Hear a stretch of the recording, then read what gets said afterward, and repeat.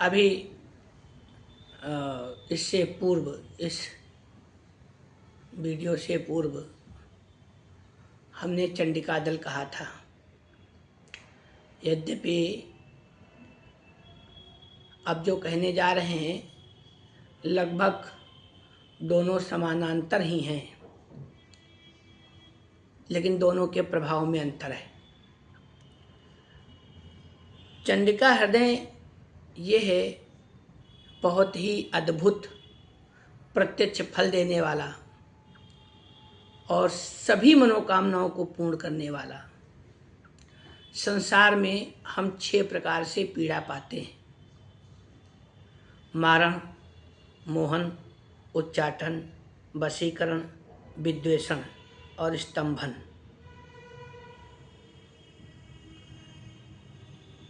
हमें इन 6 चीज़ों का कहीं न कहीं प्रभाव बन जाता है, अथवा हमारे जीवन में ये 6 चीज़ों से हम ग्रसित होते हैं, या इसे अभिचारजन्य कृत्य भी कहा जाता है, यानी किया धरा। तो सभी की पहुंच नहीं हो पाती, सभी सब जगह सुगमता नहीं होती। खोजते रहते हैं, परेशान रहते हैं, सोचते रहते हैं क्या करें क्या ना करें, कहाँ जाएं, किससे अपनी समस्या कहें। तो आपको कहीं जाने की आवश्यकता नहीं है। आप प्रयास करिए, इसको जो चंडिका हृदय में बोलने जा रहा हूँ, इस चंडिका हृदय में भी आपके लिए सब कुछ है। 6 कर्म से आप ना कभी किसी के मोहन में आएंगे, ना किसी के वशीकरण में प्रभावित होंगे, ना कोई मारण कर पाएगा आपके लिए, ना अहित कर पाएगा, ना शत्रु सता पाएंगे, ना बीमारियां आपको परेशान कर पाएंगी, ना घर में कलह होगी, ना ही क्या नाम है आपकी उन्नति रुकेगी, ना आपके जो बिगड़े कार्य हैं वो बिगड़ते चले जाएं, ऐसा भी नहीं, बिगड़े हुए कार्य बनना शुरू हो जाएंगे। तो इस प्रकार से सभी कार्य होते जाएंगे। स्तंभन जैसे होता है, विद्वेषण होता है, आपस में लड़े जा रहे हैं, विद्वेष हो रहा है, मन ही नहीं मिल रहे हैं एक दूसरे से, विद्वेषण होता है। फिर स्तंभन होता है कि जहाँ पे खड़े हैं वहीं पे खड़े हैं। अगर हमने कल 10 रुपये की बिक्री किया था, अगले महीने में इतनी तनख्वाह उठाई थी, 1 साल से उतनी ही तनख्वाह मिल रही है, 1000 रुपये से बढ़ी नहीं रही है। तो ये स्तंभन प्रकार है। समझ लीजिए आप जीवन पूरा स्टेचू होके रह जाता है, जैसे जहाँ है वहीं के वहीं। तो स्तंभन से भी निवारण मिलता है, और विद्वेषण से भी, यानी आपस में जो विद्वेष हो गया उससे भी आपको निवारण मिलेगा। उच्चाटन, मन में उचाट रहता है, मन नहीं लगता, कभी ऊपर गए कभी नीचे गए, कभी इस कमरे में कभी उस कमरे में, कभी घर के अंदर कभी घर के बाहर, कहीं मन नहीं लगता, मन उचाट रहता है। तो इस प्रकार से ये 6 कर्मों से निवृत्ति देने वाला है। करना क्या है? कोई खर्च नहीं है, कोई रुपया पैसा इसमें नहीं लगना है, केवल आपको इसे सुनना है। सुनने मात्र से ही आपको लाभ हो जाएगा। मात्र 3 दिन के भीतर प्रतिदिन सुबह दोपहर शाम सुन लेते हैं तो सुनने से निश्चित और निश्चित करके दिव्य अनुभूति होगी और परिवर्तन होने लगेगा, और आपको स्वयं लगेगा अरे ये ऐसे कैसे हो गया। क्योंकि ये हमारा अनुभूत प्रयोग है और इसको हमने बहुत बार कर चुके हैं, क्योंकि सोशल मीडिया का ये प्लेटफार्म है। तो अपनी सभी चीज़ों को उद्धृत नहीं करना है, नहीं कहना चाहिए। हाँ, माँ भगवती की मुझ पर कृपा बनी रहती है और कृपा होती है।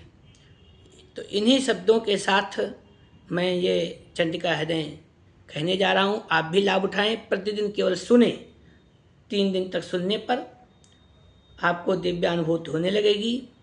लगातार यदि 21 दिन तक सुन सकते हैं, लगा सकते हैं, तो आपको दिव्य अनुभव होंगे, दिव्य परिवर्तन शुरू हो जाएंगे जीवन में, इसमें कोई संशय नहीं है।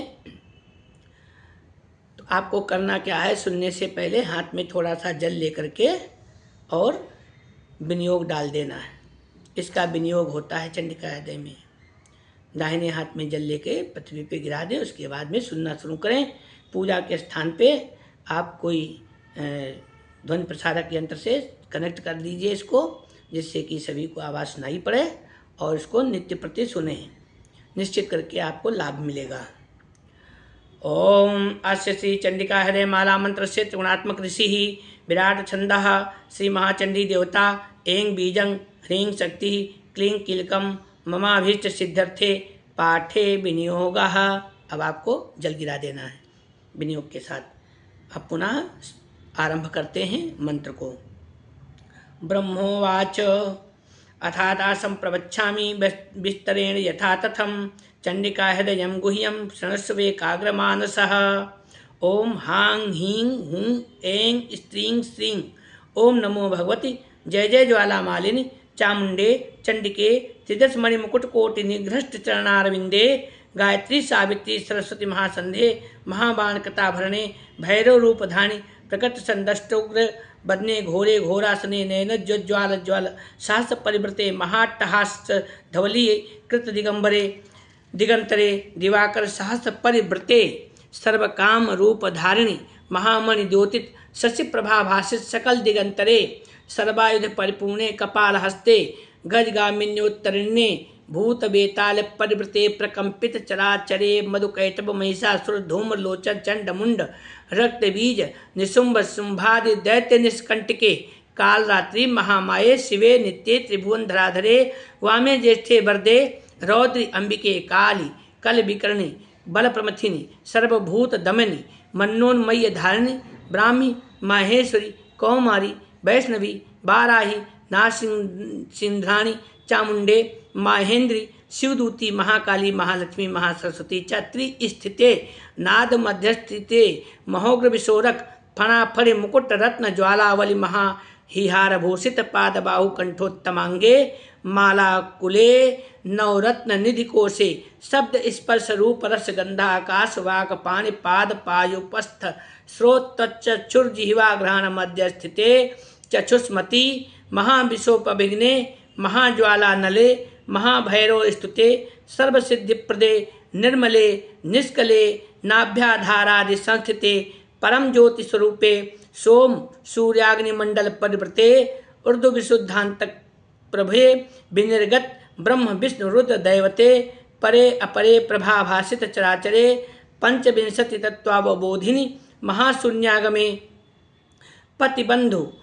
संस्थिते भुक्ति मुक्ति प्रदे निर्गुणे ऋग्यजु साम अथर्वणि पठिते एहि एहि भगवती स्थूल सूक्ष्म परे हुंकार निरूपिते परम कारुणिके महाज्वालामणे महिषोपरि गंधर्व विद्याधरार्चिते भुजंग महिमे जृंभिणी वशीकरणी जंभे मोहे क्षोभे बीज पंचक मध्य स्थिते महायोगिनी महाज्वर क्षेत्र नायिके यक्ष राक्षस महाज्वर क्षेत्र विशोपभिघ्ने गंधर्व विद्याधरार्दिते ओंकार श्रींकार हस्ते आं क्रीं अग्निपात्रे द्राम शोषय शोषय प्लुंग प्लावय प्लावय क्लीं ब्रीं सुकुमारे सुकुमारे प्लुंग नासे नासे सींग उन्मादय उन्मादय ग्लोंग मोहे मोहे ह्रीं आंग ह्रीं आवेशे आवेशे